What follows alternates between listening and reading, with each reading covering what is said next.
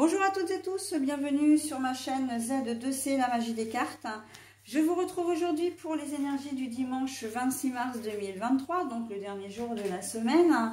Et nous allons voir dans le tirage, un tirage en deux cartes avec deux oracles différents, en quoi la confiance, qui est toujours bien présente pour cette semaine, va intervenir, va jouer, va influencer, enfin voilà, va nous accompagner, ok ?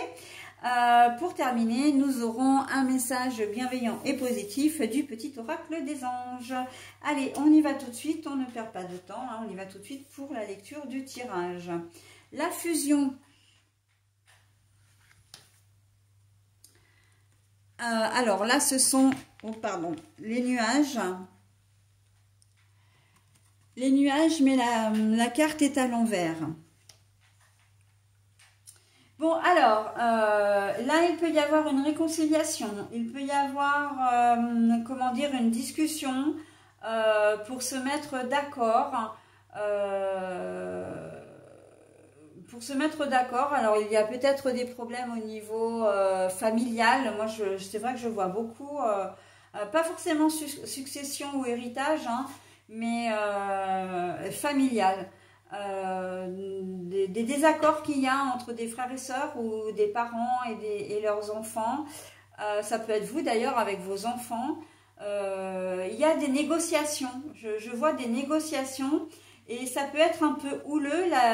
Ça ne va pas être facile de vous mettre d'accord, hein, avec la carte des nuages à l'envers, parce que quand les nuages sont à l'endroit, on voit que on va du gris vers la lumière.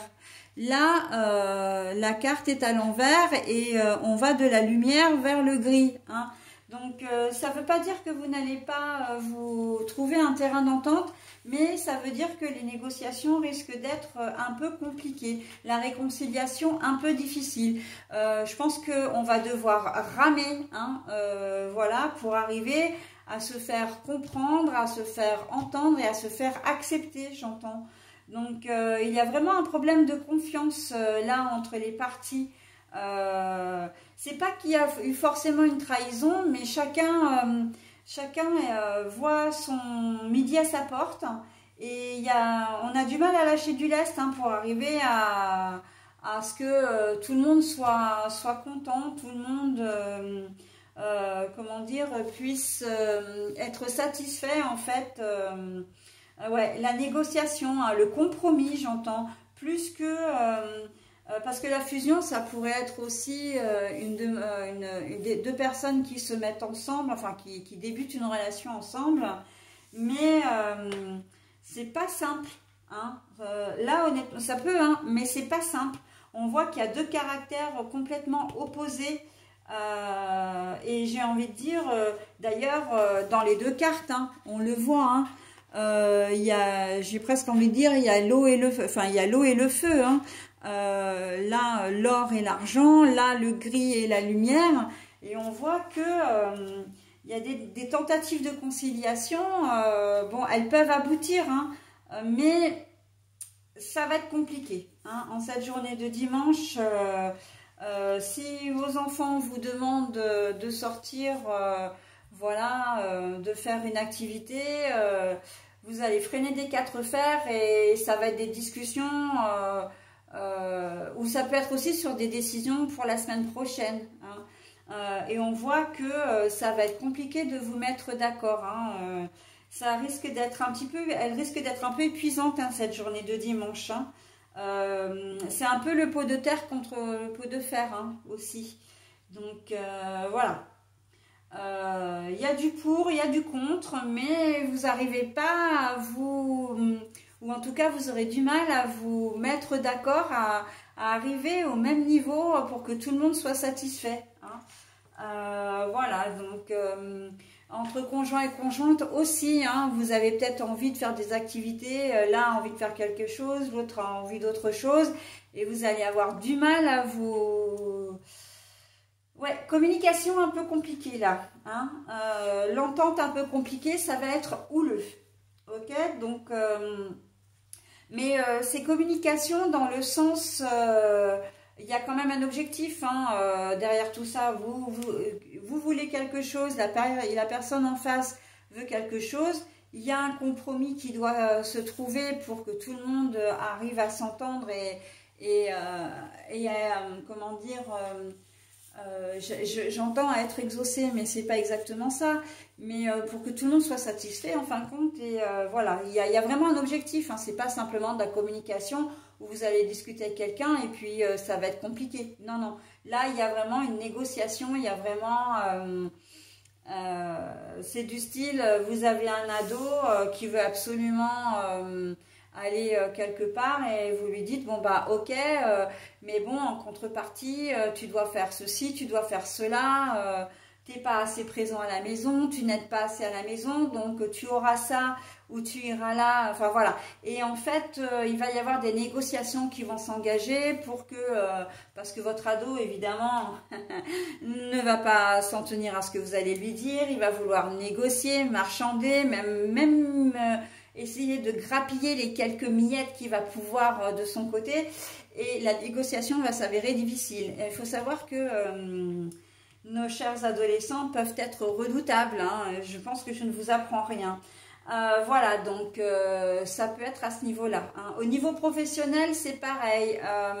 Vous allez travailler dimanche, mais bon, votre collègue va peut-être vouloir faire une tâche ou ne va pas vouloir la faire, vous ne voulez pas la faire non plus. Ça va être compliqué de vous mettre d'accord, voilà. Hein, et le contraire existe aussi. Hein, si vous avez vraiment envie de faire quelque chose et que votre collègue aussi, mais que vous ne pouvez pas être deux sur le même poste, ça va être, il va y avoir de l'électricité dans l'air, on va dire, d'accord? Donc de toute façon, il va falloir trouver une solution. Vous n'aurez pas le choix. Hein, vous êtes au travail, vous n'aurez pas le choix. Mais comment dire, ça va être compliqué. J'entends patient, tout ce qui est médical aussi. Hein, les soignants risquent d'avoir un petit peu de soucis avec certains patients qui vont pas, comment dire, qui vont pas forcément vouloir obéir aux consignes qu'on leur donne, ou qui vont vouloir, comment dire, passer en force, hein, si c'est aux urgences, voilà, bon, on sait que c'est quelque chose qui malheureusement arrive de plus en plus fréquemment, mais voilà, il va falloir beaucoup de... alors, la confiance, là, c'est la confiance dans votre rapport à l'autre, vous faire confiance, vous maîtriser, hein, essayez de rester bienveillant et bienveillante et surtout de garder de la patience, hein, d'être patient ou patiente. Et j'entends persévérance aussi. Hein, ça veut dire que on n'est pas dans de la détermination. Il faudra pas être dans de la détermination malsaine, c'est-à-dire je suis têtue en fait et je suis butée. Voilà, il va y avoir une certaine ouverture d'esprit, mais attention quand même à ne pas trop vous faire grignoter. Hein, il faut quand même que les règles de respect s'appliquent d'une manière ou d'une autre, quelles que soient les configurations. D'accord ?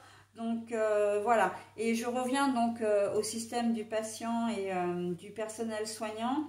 On est vraiment là-dedans. Il faut bienveillance, évidemment, patience le plus possible, parce que sinon ça pourrait très vite, là dans une situation comme celle-là, ça pourrait très vite partir en clash. Hein. Très clairement. Hein. Il n'en faut pas beaucoup hein, d'ailleurs hein, avec la carte des nuages. Parce que pour moi, quand j'ai la carte des nuages, c'est que les choses normalement vont bien. Enfin, c'est des choses un petit peu négatives, mais il y a des solutions. C'est un peu... alors je vais imager, mais c'est comme la lumière au bout du tunnel, vous voyez. On arrive à une solution. Mais là, la carte est à l'envers. Hein, donc là, c'est que... voilà. Et plus on monte, et plus c'est gris, voire presque noir. Donc...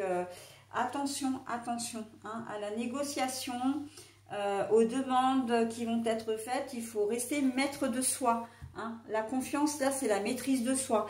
Et si vous le voyez aussi, c'est un arbre qu'il y a. Et cet arbre, il a beaucoup d'importance parce que c'est l'ancrage, la solidité, d'accord ?